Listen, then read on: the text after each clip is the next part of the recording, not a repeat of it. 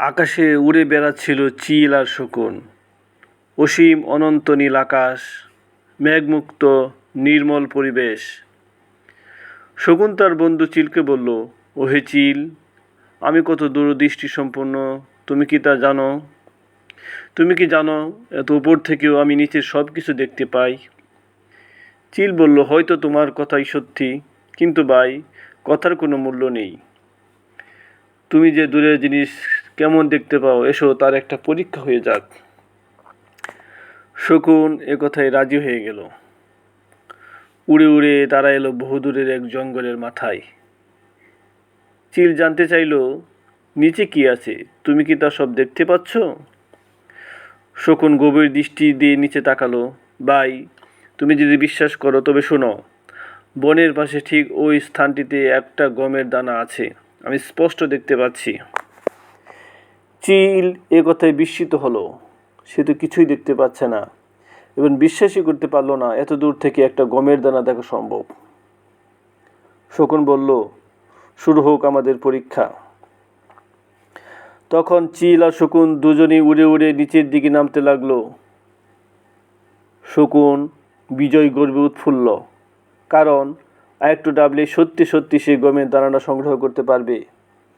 যখনই সে গমটা আনতে গেছে, তৎক্ষণাৎ তার পায়ে শিকারির ফাঁদ আটকে গেল। শকুন টের পেল তার আর মুক্তি নেই। অনেকক্ষণ চেষ্টা করলো, কিন্তু যতই চেষ্টা করে ততই কঠিন বন্ধনে বেচারা আটকে যাচ্ছে।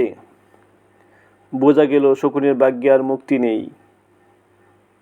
এ ঘটনায় চিল অতিশয় দুঃখিত হলো।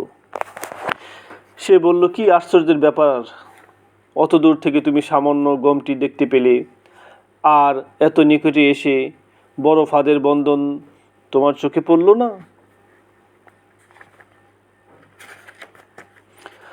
তোমার দূরদৃষ্টির পরিণাম খুবই ভয়াবহ।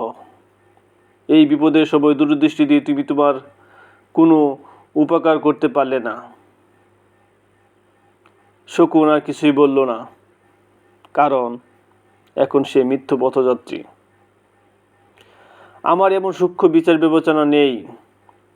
অনন্ত সাগরে কূল নেই, কিনারা নেই, সেখানে সাঁতারের বাহাদুরি দেখানোর কোনো মানে নেই। এখন আমি নিদারুণ বিপদে পড়েছি। এই সময় আমার দূরদৃষ্টির কোনো অর্থ হয় না। এই সামান্য গল্প থেকে আমরা এতেই বুঝতে পারি যে দূরদৃষ্টি আমাদের নিজেদেরই কোনো কাজে লাগে না, সেই দূরদৃষ্টি অনেক সময় বিপদের কারণ হয়ে দাঁড়ায়।